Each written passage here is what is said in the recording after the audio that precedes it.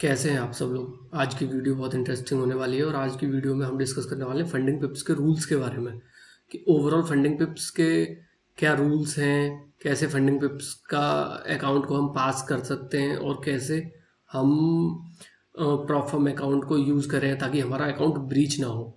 तो चलिए बने रहिए, एक बार मैं दिखाता हूँ आपको। ये फंडिंग पिप्स की वेबसाइट है। सबसे पहले आपको ये ट्रस्ट होना चाहिए कि जो बंदा हमें नॉलेज दे रहा है उसने कुछ अकाउंट वगैरह पास कर रखे हैं, उसके पास कोई नॉलेज है या नहीं। तो मैं पहले आपको अपने अकाउंट्स दिखाऊंगा, देन आपको थोड़ा सा ट्रस्ट होगा, तब आपको लगेगा कि हाँ मैंने अकाउंट पास कर रखे हैं और रूल्स को अच्छे से समझ रखा है, तो आपको भी लगेगा कि हाँ जी हमें भी नॉलेज ठीक ही मिल रही है।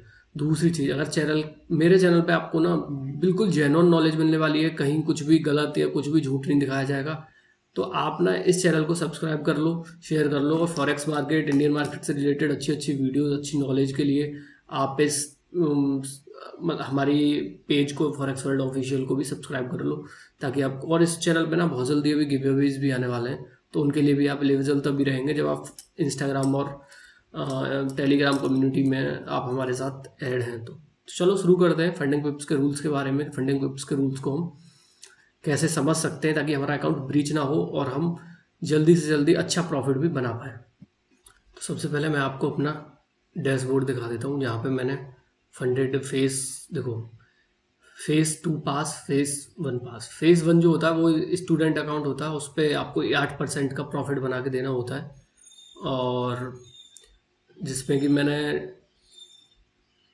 3 फरवरी 2026 को अकाउंट लिया था और 9 फरवरी 2026 को मेरा अकाउंट पास भी हो गया। और आप देख रहे होंगे कि इसमें मेरी जो ट्रेड्स हैं, वो जो एक्यूरेसी आई है इस अकाउंट पे, यहाँ पे जब मैंने इस अकाउंट को पास किया है तो मेरा विन रेट रहा है 90%। तो ये अच्छे ब्रेकआउट्स मिले, अच्छा सेटअप मिला, मैंने आराम से किया तो मेरा आराम से हो गया। ठीक है,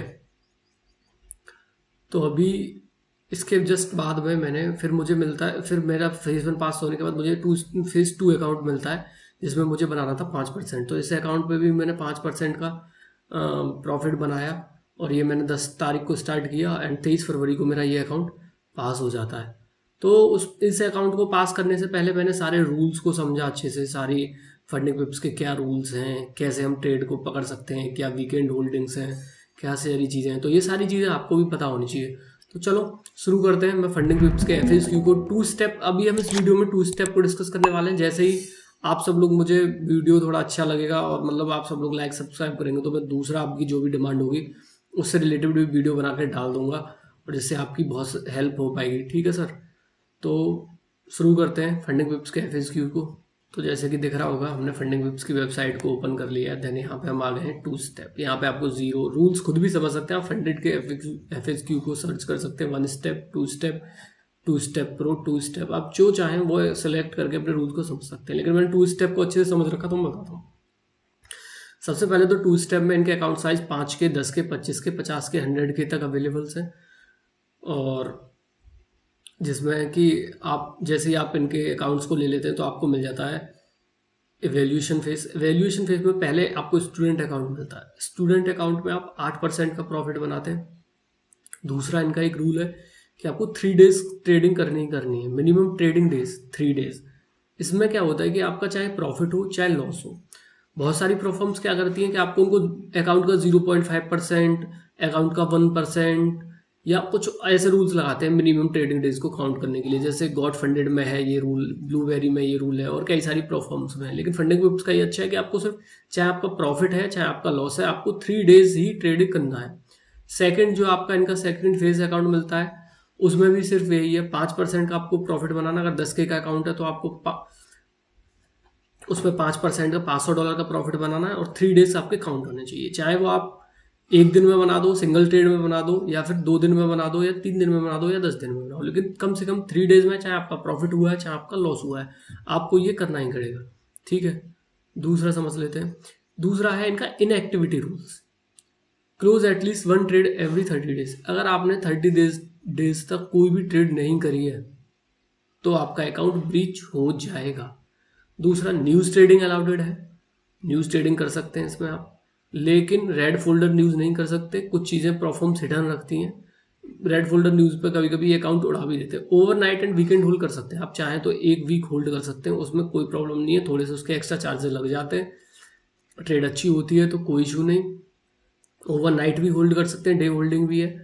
नो टाइम लिमिट, कोई टाइम लिमिट नहीं है कि आपको इतने टाइम लिमिट में अकाउंट पास करना है, आप इजी टू वे कर सकते हैं।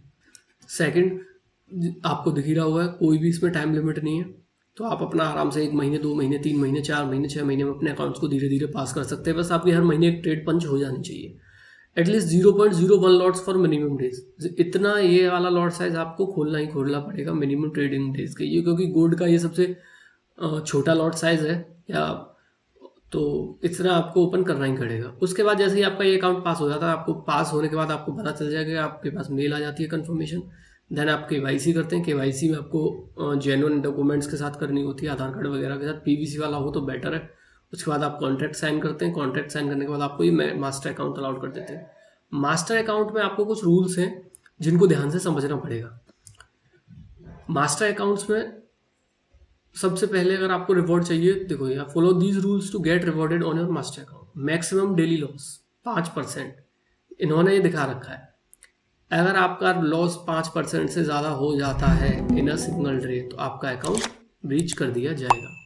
ओवरऑल लॉस 10%, अगर आपका अकाउंट $10,000 का है, $1,000 का लॉस हो गया, 10% हो गया, वो तुरंत आपका अकाउंट लॉस कर दिया जाएगा। अब कुछ और चीज़ें समझते हैं जो सबसे ज़रूरी है, जो आपको कोई नहीं बता रहा। अगर आपकी मैक्सिमम पर ट्रेड में, एक ट्रेड में 3% से ज़्यादा लॉस हो जाता है, तब भी ये आपका अकाउंट ब्रीच कर देते हैं। मेरे साथ भी इन लोगों ने यही किया था। देखो इसमें, देखो maximum you can risk any single idea trade, open a new position in the same direction 10 minutes after closing a losing trade is considered part of the same trade idea and must not hit the risk per I trade of your account size. समझ गए? तो ये वाला rule बहुत ज़रूरी है। इस rule में क्या है, अगर आपने 10 मिनट के अंदर एक इस डायरेक्शन में 2 ट्रेड खोल दिया और दोनों में आपका $150 का लॉस हो गया, तो आपको 3% लॉस कैटेगरी में डाल देंगे ये, और आपके अकाउंट को ब्रीच कर देंगे। समझ गए आप? तो ये वाला रूल बहुत ज़रूरी है। पर ट्रेड 0.5% का ही रिस्क रखना है आपको मास्टर अकाउंट आने के बाद। तो ये रूल समझ लो एक बार और बता देता हूँ। 3% मैक्सिमम, अगर एक ही साइड में एक ही डायरेक्शन में आपने 2 पोजीशन खोल दिए जिनमें आपको 3% का दोनों में मिला के लॉस हो गया, लगातार ऐसे चले गए, तो आपके अकाउंट को कंसीडर कर दिया जाएगा ब्रीच में। और आप इसमें ना ग्रिड कर सकते हैं, मार्टिंगल नहीं कर सकते। ग्रिड मार्टिंगल का क्या होता है कि जैसे एक साइड में लॉस होता जा रहा है, आप बार बार उसी साइड में ट्रेड पंच कर रहे हैं या हेजिंग कर रहे हैं, बाइंग भी कर रहे हैं, साथ में सेलिंग भी कर रहे हैं, तो ये वाला आपके लिए शो कर देता है। दूसरा, news trading not allowed open close a position 5 minute before at high impact news red folder. ये समझ लो एक बार, अगर आप किसी भी रेड फोल्डर न्यूज़ के टाइम पे आप ट्रेड करते हैं 5 मिनट पहले और 5 मिनट बाद, तो आपके अकाउंट को उड़ा दिया जाएगा। और ये कह रहे हैं कि हम आपको प्रॉफिट को डिटेक्ट करेंगे, लेकिन ये प्रॉफिट को डिटेक्ट नहीं करेंगे, ये आपके अकाउंट को उड़ा देंगे। मोस्टली यही होता है प्रॉफर्म्स के साथ। You are allowed to hold your trades overnight and over the weekend. देखो, आप अपनी ट्रेड्स को ओवरनाइट भी होल्ड कर सकते हो, ओवर वीकेंड भी होल्ड कर सकते हो। इनएक्टिविटी रूल वही है, 1 महीने में आपको एक ट्रेड क्लोज करनी ही करनी पड़ेगी। लेवरेज, ये सारे मेटल्स में ऐसे ऐसे ही लेवरेज को आप समझ सकते हैं। दूसरा, ओवरऑल लॉस, ये जो overall loss, daily loss limit और रिस्क पर ट्रेड आइडिया, ये चारों चीज़ें समझना आपके लिए बहुत ज़रूरी है। जैसे ही आपके अकाउंट पास हो जाते हैं, आपको क्या करना है, आपको ये आप अगर वीकली साइकिल करते हैं, मतलब 7 डेज पे आपको पे आउट चाहिए, तो आपको 60% पे आउट मिलेगा। बाई वीकली 15 दिन करते हैं तो आपको 80% मिलेगा। और ऑन डिमांड पे आउट चाहिए आपको, तो आपको कंसिस्टेंसी 35% मेंटेन होनी चाहिए। 35% कंसिस्टेंसी का ओवरऑल प्रॉफिट आपका, अगर आपका प्रॉफिट $10,000 का हुआ, तो आपके सिंगल डे का प्रॉफिट $3,500 से ज़्यादा नहीं होना चाहिए। 35% कंसिस्टेंसी को इजी टू वे ऐसे समझ लीजिए। और मंथली साइकिल के साथ आप जाते हैं तो आपको मिल जाएगा 30 डेज में 100% का प्रॉफिट स्प्लिट।